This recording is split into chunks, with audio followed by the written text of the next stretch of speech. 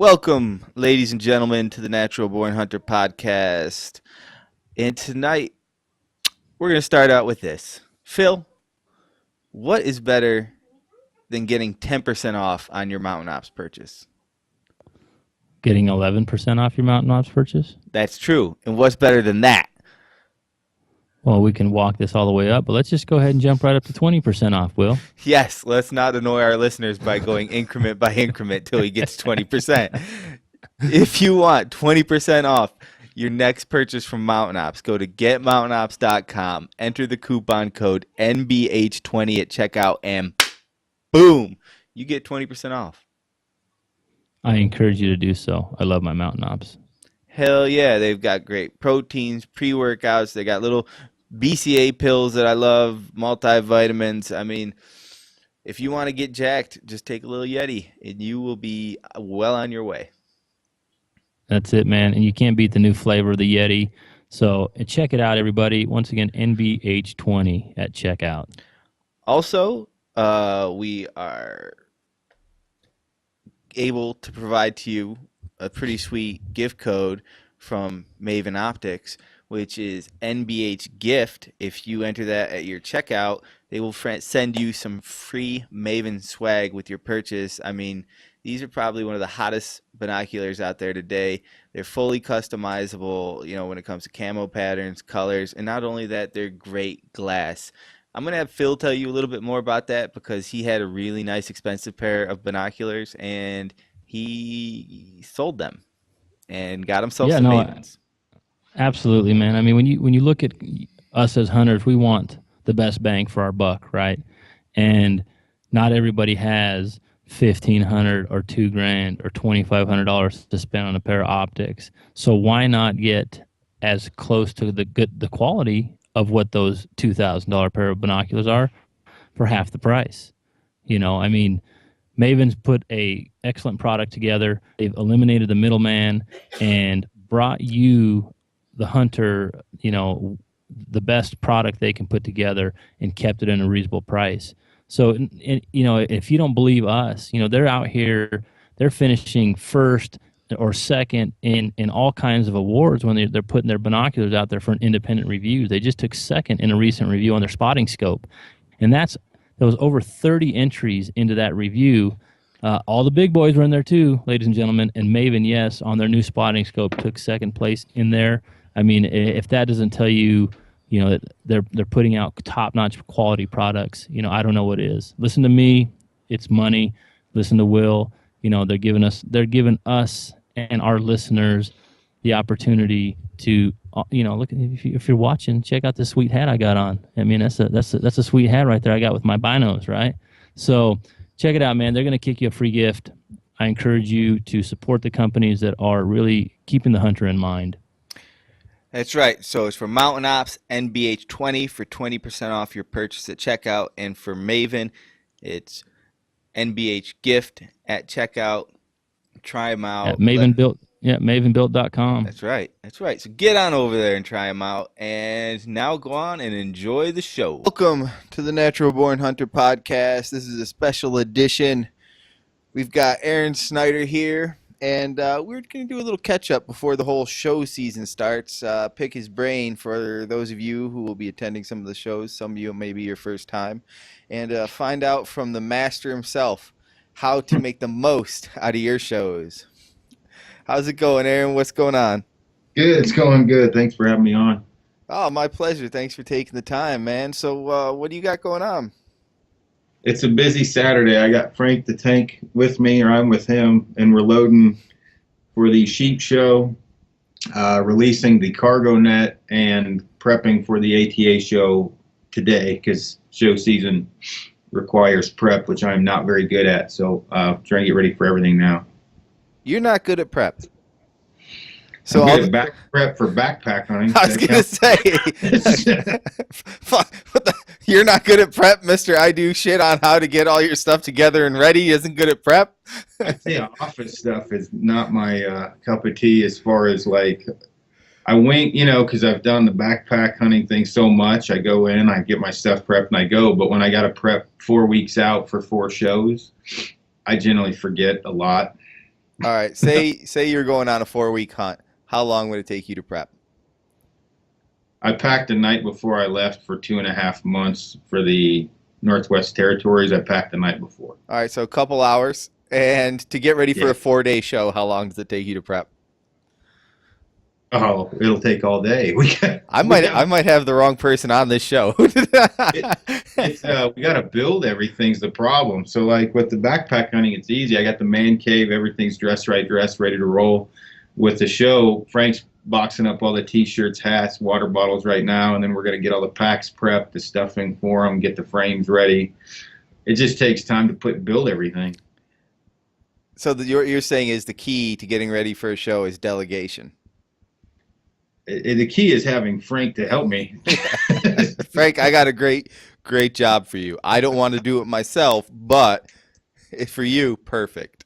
Well, see, that's this is. I told him, I was like, hey, we gotta interrupt this to do a podcast with Will. So he's out there, the bag all piled up, and we're gonna go put them together. So now I know why you chose this time. You were like, oh, only time I can do it is the time I get out of helping Frank do this stuff. Well, it seems like that. And so last night we decided to knock it out today. Plus the cargo net, I wanted to get that released. They got it up on the site last night. So I fly out Monday for the ATA. I'm like, well, if that's do or die, we better do it now.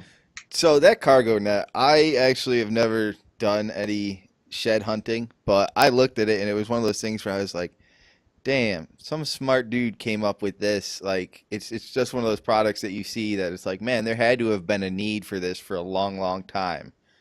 But yeah, nobody's had it. yeah, nobody picked up on that because a lot of guys are into shed hunting. So tell us a little bit about that cargo net.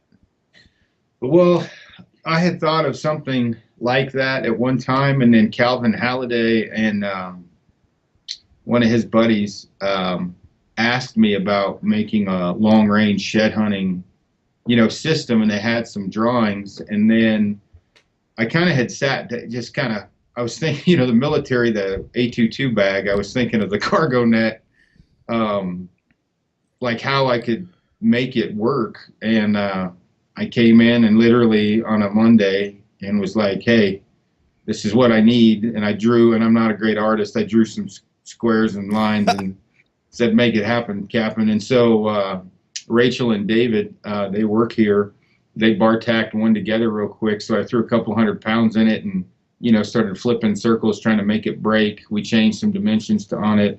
And then we loaded up, I don't know how many, 20 sheds, 15 sheds, and did some videos. And it only took like 4 hours to make it right because we had everything we needed. And we changed the bar tacks. We did an X pattern, a box pattern, some different bar tacks on where they interlock.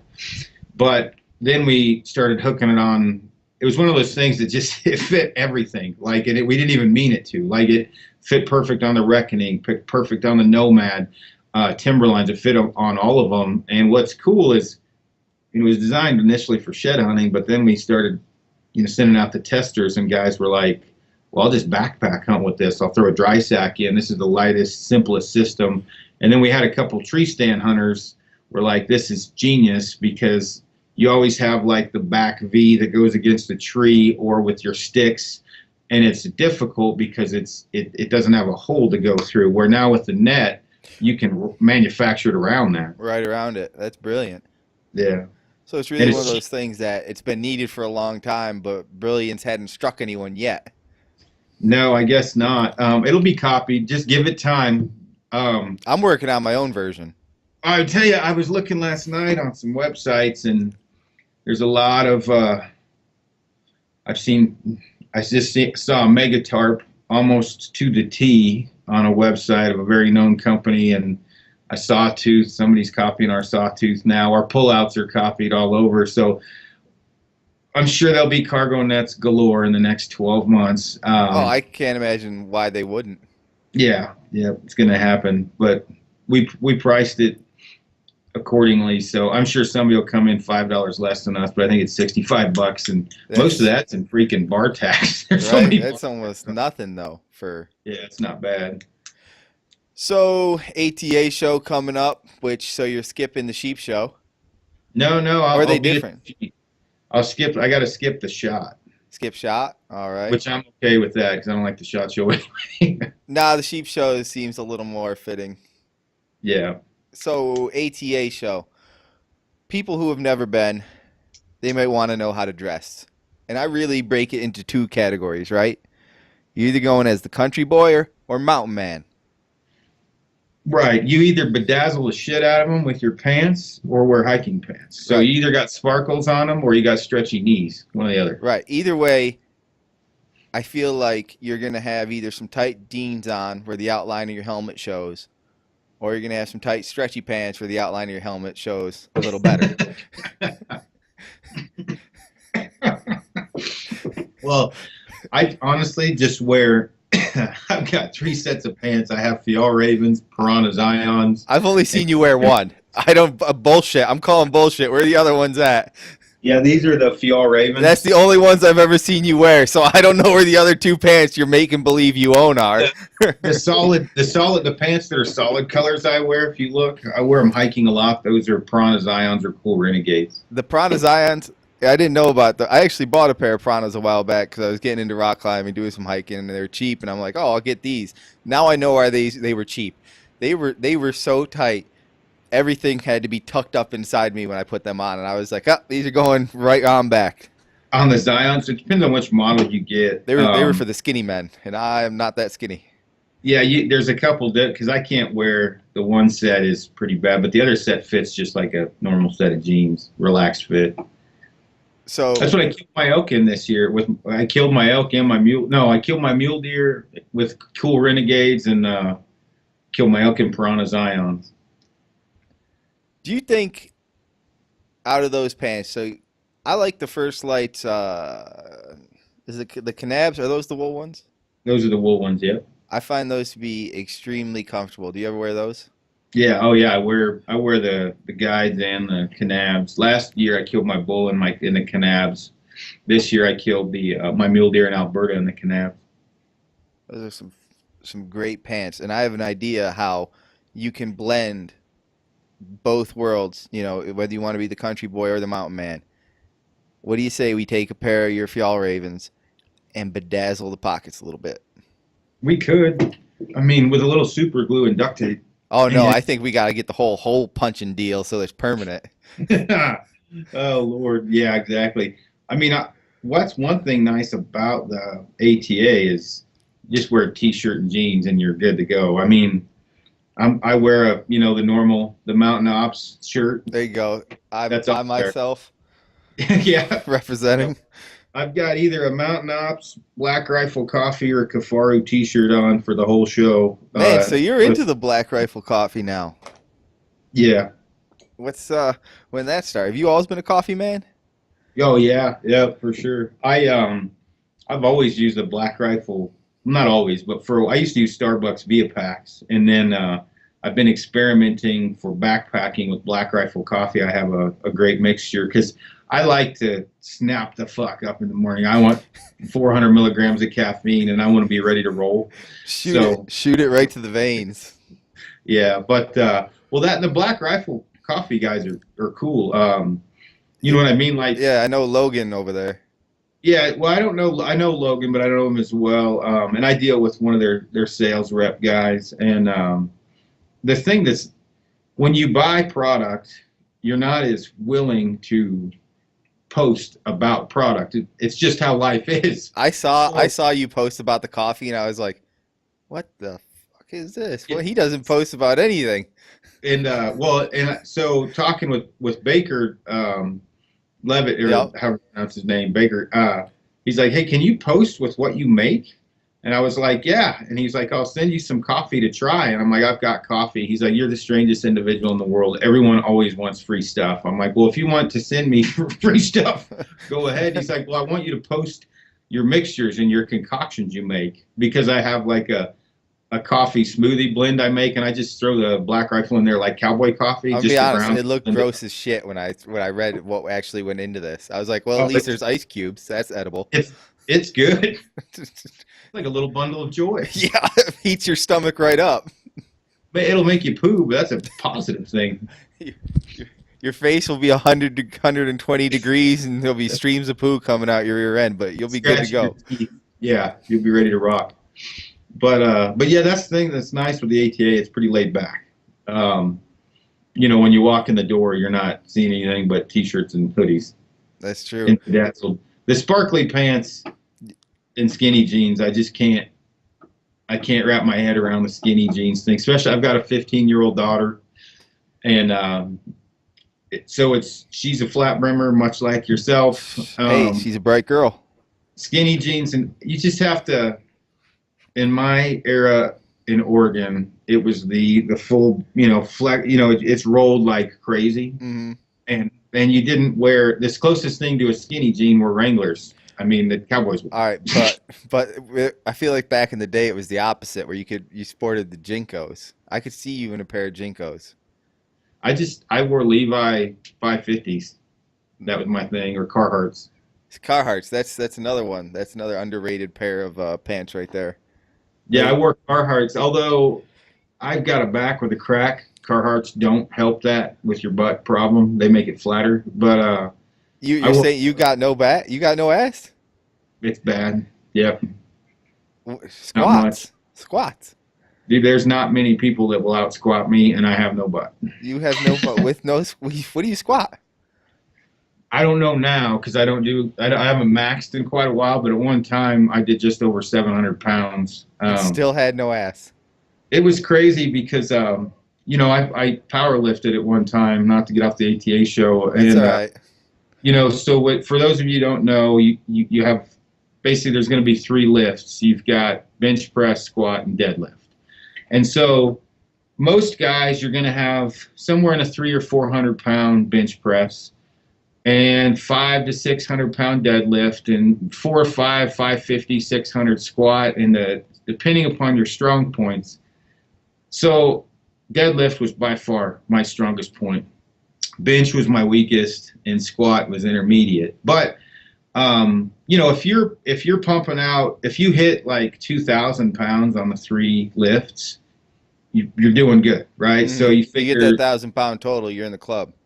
Well, at 2,000 pound total, you're in the big boy club. So at my most juiced with a bench shirt on, I did 505 on bench. I deadlifted 800 pounds, and I squatted just over 7. And if several of the lifters came over and they said, they were giving me crap about my butt. They were like, "You're kind of an anomaly. You don't have much junk in your trunk." And I'm like, and I don't have great mobility, great form. Like, I had to really work on keeping my heels on the ground when I was first starting to squat. So you're pretty quad dominant. Oh, Lord, I have huge, great quads. Well, and it's odd looking because in the back there's not a lot, and then it rolls around to this striated quad, and then as it goes up and around to my butt, it kind of indents. It kind of it's just weird looking, and it is what it is. But when you get into you got the ass of a 70-year-old and the quads of a 20-year-old. You're saying even like just laying on my back, right? Like, and you look, I have striations down my quads, and then you roll over, and it's kind of one continuous flat board. Have you thought about going to the doctor to see about that? I know, right? It's unique. But you get into that high level powerlifting or strongman competitions, the things you see people lift and the just genetic freak show nature of what guys can do is like, I went in it thinking I was strong. I left thinking, wow, I really need to work on my first competition. Well, dude, if you had an ass, think of all the weight you could move. Oh, Lord. Well, I don't lift as heavy now, but I mean, like, I can do straight-legged deadlift sets with 405 for sets of 12 all day long. That's a damn strong deadlift right there. Well, Brian, I'm not doing this. Like, Brian is really into mobility. My partner on his whatever. Oh, yeah. I'm assuming most people listening know who Brian Call is. Yeah, and he is a very, very precise, good form, whatever. And I'm the redneck. I'll just pick it up guy. And 405 with a straight leg is genetic. Like, yeah, I mean, you lift or Yeah. whatever. You can't do that without some genetics No, behind you you. got to have freakishly strong hamstrings and quads for it to be moving all that weight and have no ass. And a lower back Yeah, that is and ridiculously strong. well, you know what I always thought about that lower back is you did construction, right? Yeah. Well, so you know how to move a lot of weight and use your lower back in ways no person should use it. Yesterday, which they're not going to be listening, so they won't be mad that I'm making fun of them. My girlfriend was driving her mom's boyfriend's truck and got this giant boulder stuck under it and drug it down the road. And it's in the HOA. You know, you can't move one rock 200 yards and just leave it on the side of the road. People notice that shit, and it's big. So she just left it. So then all the neighbors are trying. You know, there's triathlons up there. There's very fit. They can't get it in the back of a truck. Well, she didn't tell me any of this, so I just was like, well, we'll go up and get it. So, you know, there's snow, whatever. I gangster park the Tundra, grab the shovel around it, Atlas stone. There you go.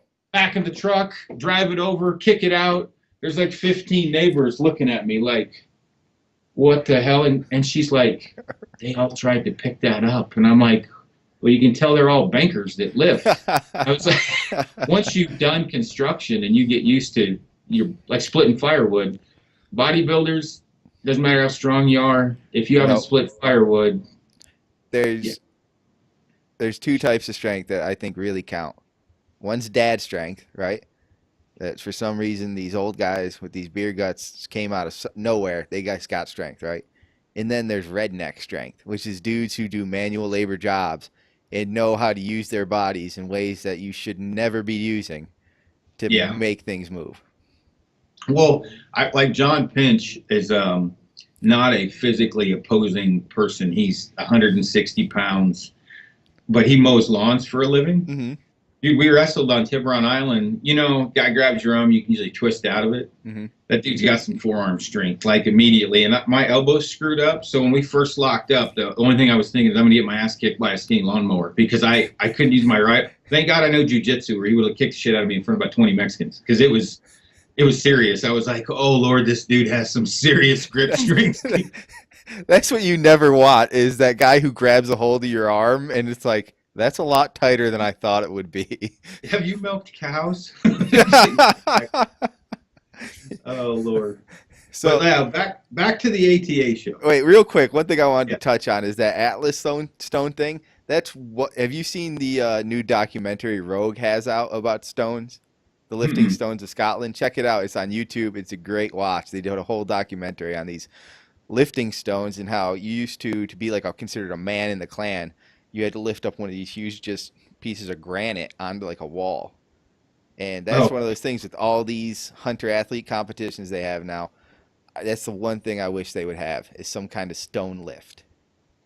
You know, when you do the stones and just like anything in life, when you first get in, you're not going to be an expert at, you got to practice. Mm-hmm.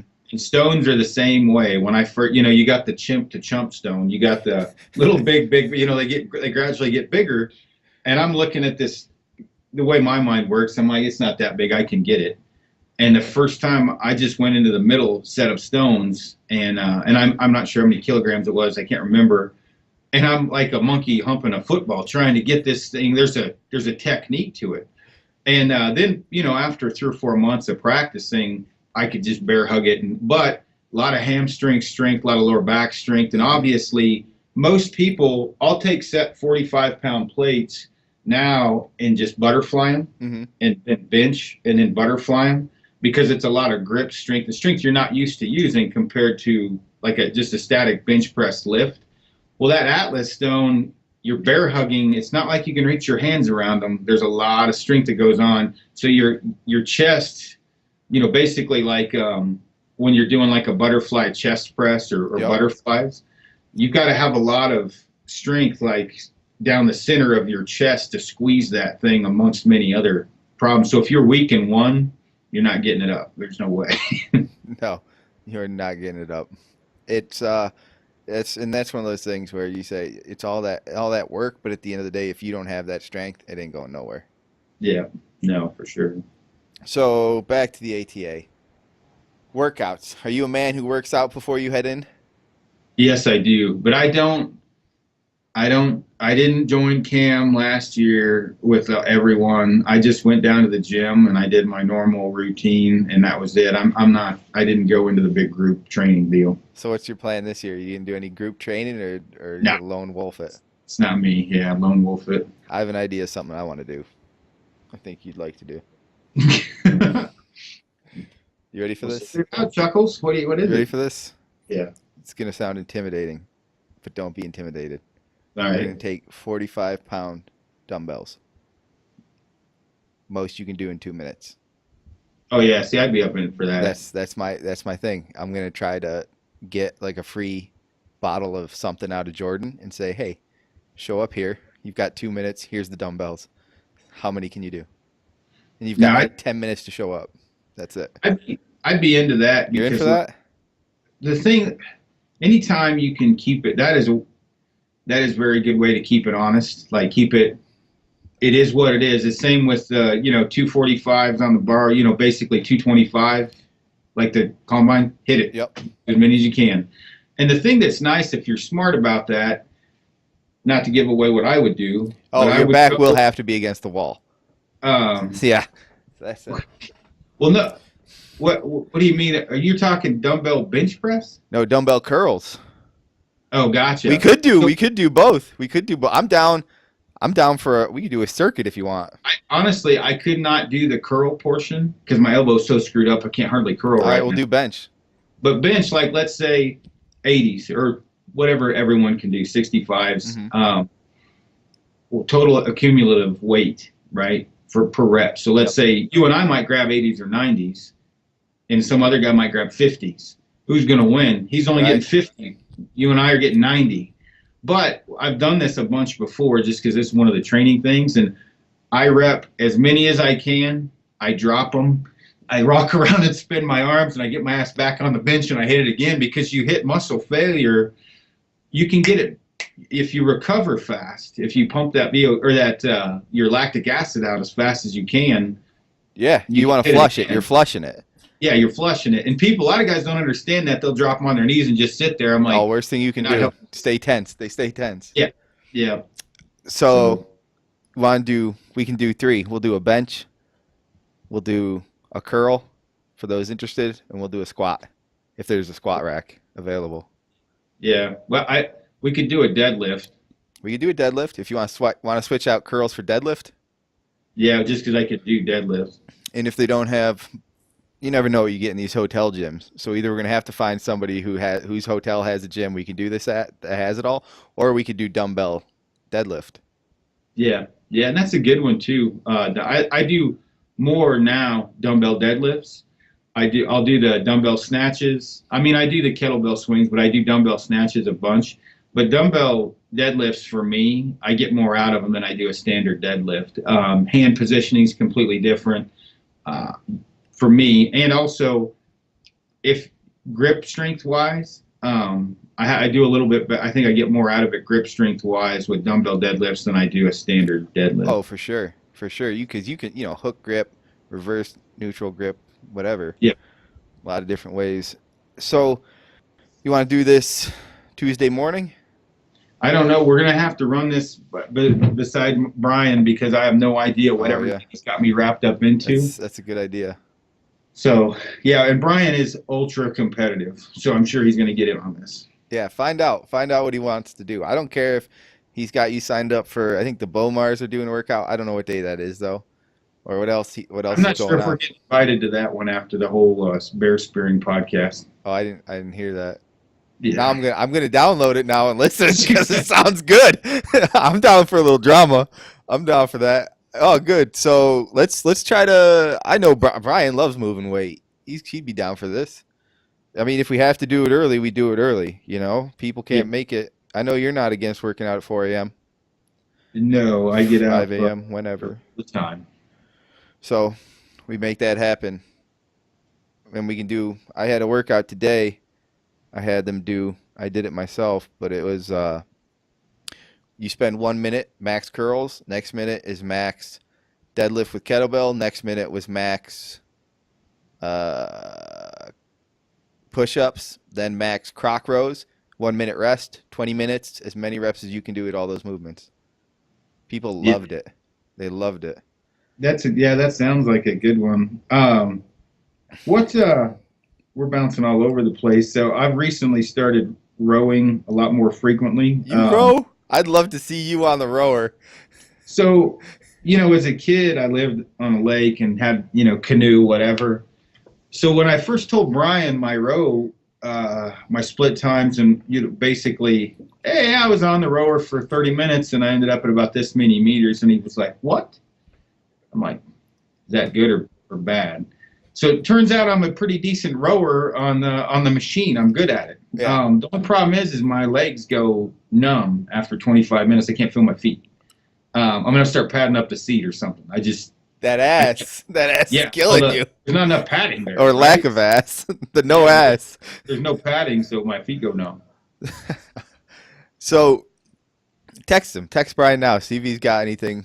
I did. He's at the fly fishing show with Chad. They're doing podcasts. So. Oh, are they? You don't get invited to you couldn't get out of work to go to the fly fishing show? I could have, but I didn't. Didn't want to stick him with it? I mean, what am I going to talk about fly fishing? I mean, you're not your rod looks good. As you're in the bathroom next to a gentleman. Yeah, exactly. So ATA show. What booth if you could only go to 3 booths, which would you visit? Oh, okay. So this is sponsors aside going sponsors in aside, which would be Vortex, right? Mountain Ops. Oh man, it's long list. Black Eagle. I could go sponsorship and friends aside. Okay. I would just say the first one is just go straight to the bow manufacturer that you like. None of them suck. There we go. So, of course, for me, I'm going to Hoyt. But the nice thing is when you go there, especially if you're going to purchase a new bow, you can shoot them all. There's ranges for every bow company. So you can go shoot the potential bow of your dreams, fling some arrows through it, talk to them.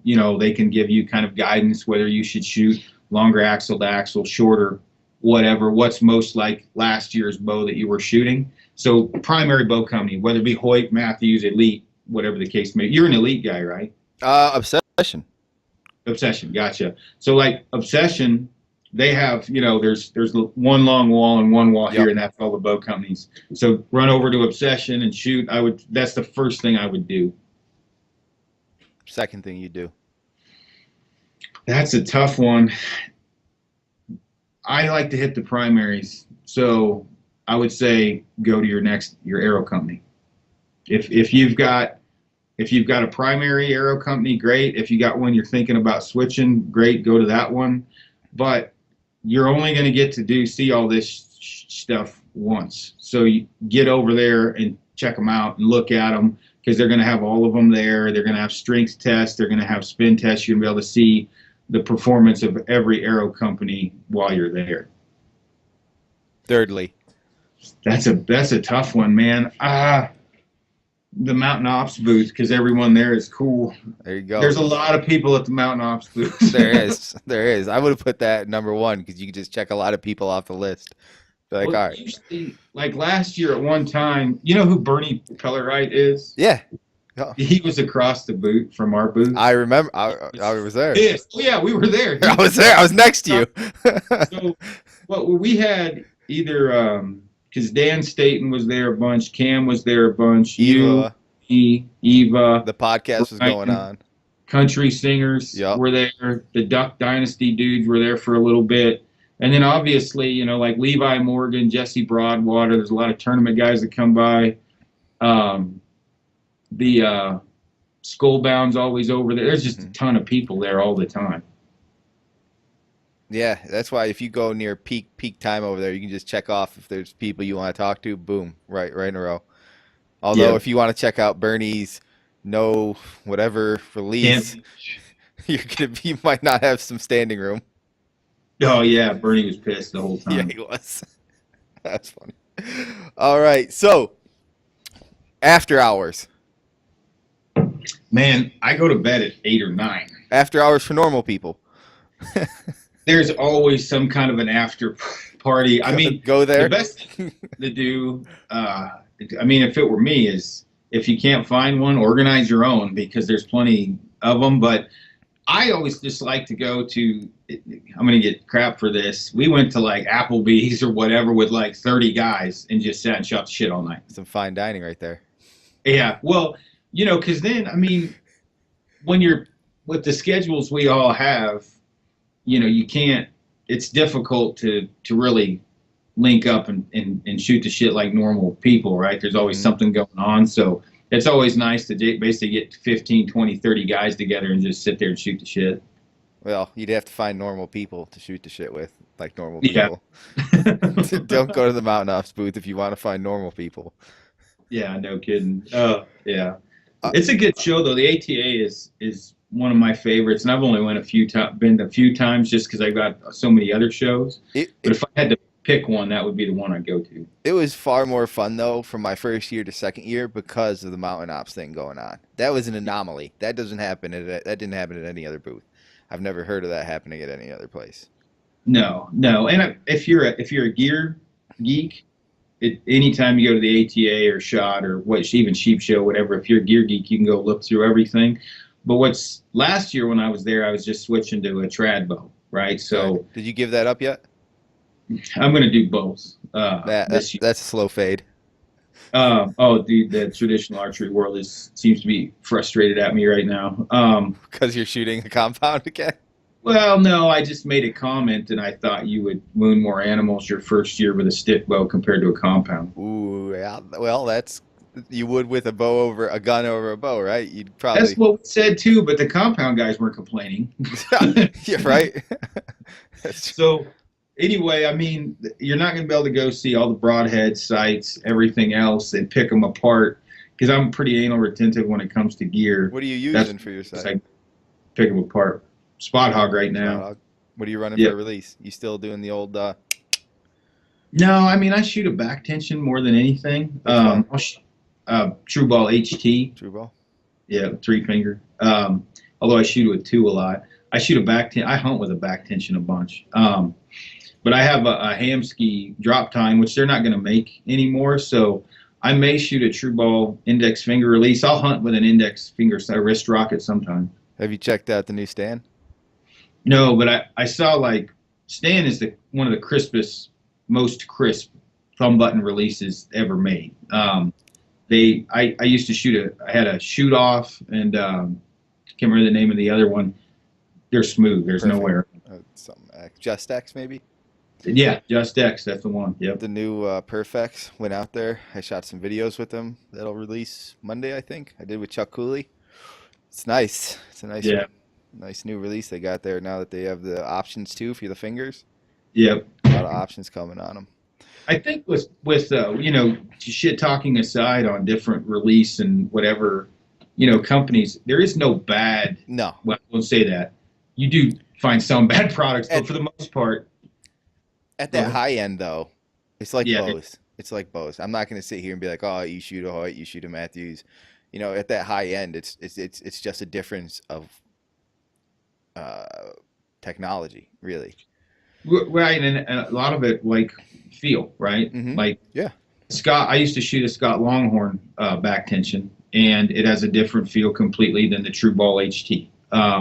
Even though it's a 3-finger and it's a back tension, they have a different feel in your hand. Bows have a different feel. Arrows and broadheads are a little bit different, depending upon how you hunt, what poundage you can, nothing better than a guy when I walk into a Sportsman's Warehouse and I got some 19-year-old kid telling me to shoot Rage hypodermics, and he shot a doe once. And I'm like, yeah, I mean, there's a lot of variables in hunting. But it was the big doe. Yeah, exactly. So but that's another thing too. I mean, broadhead companies, you're never, ever going to get to see all of them other than at the AT show. I think that's one of the most fun things to see is the new broadhead designs. Yeah. And I'm a broadhead junkie. I'm not junkie. I only shoot one. I don't shoot a bunch during the year, but I am very, very, it is the most important part of making the animal bleed. So I'm always liking to see the different designs. Right. Make them bleed. Oh man, let's see. What else did I have for questions? We've been all over the place. I actually wrote. This is the first time in a long time I've written questions down. Uh, oh yeah, this one. All right. So, say you see a well-known personality in the hunting world, maybe even a Mr. Aron Snyder, and you've never met him before, and you'd like to introduce yourself. What would you recommend is the best way to go on and segue yourself on into introducing yourself? I just walk up, and I have been told I am slightly intimidating looking by multiple guys that it won't come and talk to me. Brian was raised with 8 sisters. Everyone talks to Brian. Jordan with Mountain Ops, everybody walks up to Jordan, and then I'll have Brian come over and be like, this guy wants to meet you. I'm like, have him come over. Well, must be the beard. I don't know. But just walk up, because I'm not overly talkative until you get to know me, and then I can't shut up. So even though I may look in a bad mood, or some other person may look like they're in a bad mood or busy, none of them mind. Everybody is super cool. That's a good point. You know why? You have resting bitch face. You look like a mean girl. Well, I mean, I'm not a crowd person to begin with, but I mean, it's a break for me when someone wants to come and talk about hunting compared to just sitting there. So I'm always up for it. And you get a lot of, everybody's there. There's a lot of cool people. So just come on up, say hello, introduce yourself. Don't be scared. He won't bite. He'll take a selfie. Yeah. That was a fucking funny video. How hard it is to do those with a straight face?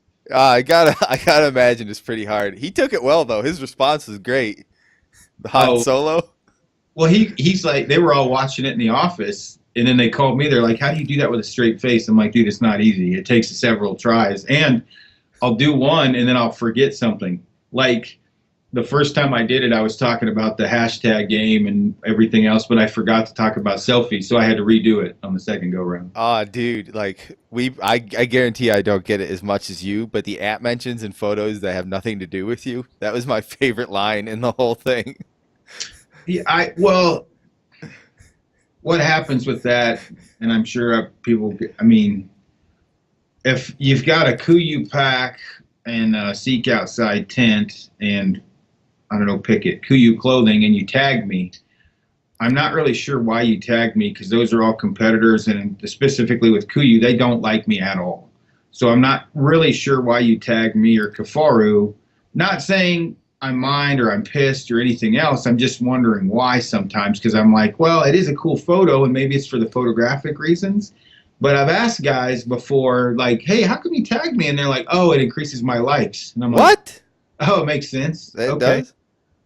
Well, if you tag people, it gets however the algorithm works. It must, I'm going to start tagging you in everything I do. Oh, look at this nice sunset. Aron Snyder. I think people have to, be realistic to the fact I'm never serious. And a lot of guys get on there and think it's serious because I'm being serious in my face. But, yeah, those are all a joke. I don't think people get it sometimes. I thought it was hilarious. Yeah. So, last question. A lot of big companies there. Say you want to get on a pro staff or sponsorship. Best way to go ahead and solicit one. Man, the one thing I can say is they have to deal with that year-round, and walking up to them and asking them, how do I get on your pro staff, is probably not the best way to get on the pro staff, because you can get on most of their websites and fill out the application. To me, and I've went through it, you know what I mean, from the ground up, walking up saying, how do I get on your pro staff, to now I'm receiving those questions. Show support to that company for a long time, and then they will reward you. And if you're just walking up to every booth trying to get on a pro staff, people remember that, and they remember in a negative way. So you're saying I should walk up to every single booth? Yeah, exactly. Well, the other thing too is a lot of, if you're somebody that tests out gear, come up to Kafaru and ask me, because I want you to test our gear and give me feedback. If you're a known gear tester, gear junkie, in the woods a lot, shoot a lot of animals, whatever. But if you're a guy that won your local league once and, you walk up to somebody from Matthews or Hoyt and say, how do I get on your pro staff? I won my league 3 years in a row. They don't, it's not like there's anything wrong with that. It's awesome. You won your league, but they've got a lot of stuff going on in that booth and it's probably not the best way to go about it. I'll tell you what, I was very proud of that league trophy I got. Yeah. Well, and I did the same thing coming up, you know what I mean? Like We've all made those mistakes. We've all been that guy.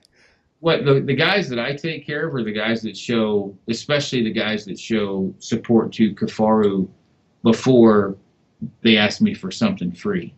And then I take care of them. But the guys that say, I love your company, and then I ask them about one of my products and they say, I've never used it. I'm like, well, hold on. You just told me my product was the best product made, but you've never used my product. So you can get, that's usually kind of an immediate red flag. Gotcha. So make sure you're wearing the stuff around and getting those AtT mentions in before the ATA show. Yeah, well, yeah, exactly. No, I would just say talk to the company, be friendly with them, and if the conversation pops up, then great. And if not, get someone's email and send an email when you're done. They've made the intro. If you stood out in someone's mind, they'll remember you when you email them. There you go. Any other parting words of wisdom for the ATA show?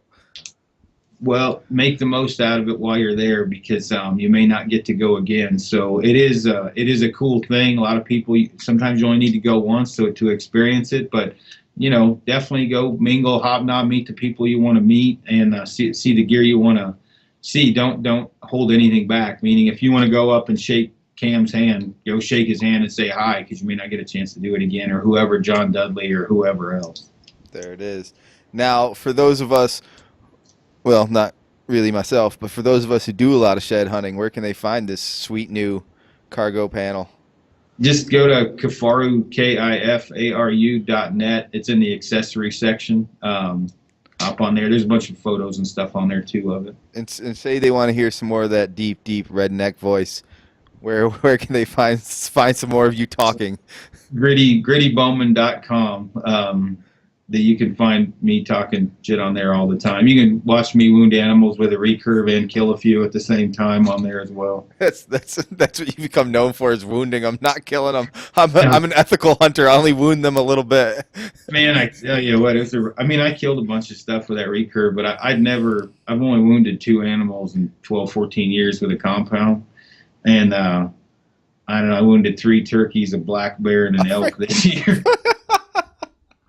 You're going to have to send me the links to these car wrecks. I practiced a lot and I stacked the odds. I missed the mule deer 3 times opening day. Oof. Yeah. Oof. Yeah. I ended up shooting one at 5 feet a few days later, but I had to get to 5 feet to make sure I could hit it. I look at it this way, and there's nothing against trad bows. I think they're fun to shoot. But it's like, I'm not going to go race a Model T around. Yeah. You're not doing it, in my opinion, you're doing it for the adventure and the challenge. You're not doing it to up your success rate. Yeah. Well, you know how much I hunted this year, and I stocked the odds heavily in my favor, and I still only shot 5 animals with that thing. Oof. Oof. And you know what happens is some people, you just want to, you like making them bleed way too much. You got to finish it. Well, I ended up shooting I shot an elk, wounded an elk, and I missed an elk. I shot 2 mule deer, a black bear, and a turkey, which I'm finding out a lot of guys will go 10, 15 years with a recurve and not shoot that in 15 years. So I had a good season, but I put a lot of time and effort into it. It was fun. I learned a ton. I'm still going to use the recurve, but if you're moving into traditional archery, you better be ready to be humbled and have your ass kicked and practice a lot because it is not easy. There you go. There's just some words of wisdom right there. All right. For those of you who enjoy not paying full price for things, you can get your supplements at mountainops.com. Pay attention. They switched over their website finally. It's mountainops.com. Use the coupon code NBH20 at checkout. Also, if you like free gifts and you want some new optics, stop on over to mavenbuilt.com and enter the coupon code NBH20 at checkout or no, MBH Gift. Sorry, MBH Gift, and they'll send you some free swag with your order. Aron, thank you very much for joining us. If any of you would like to meet Aron at the ATA show, go on up, shake his hand, give him a nice kiss on the lips. He's into that stuff. Very disease-free, very single, very gainfully employed. You're single? No. At the ATA show. All right, ladies and gentlemen, this has been the Natural Born Hunter podcast. Wake up, chase your dreams, repeat.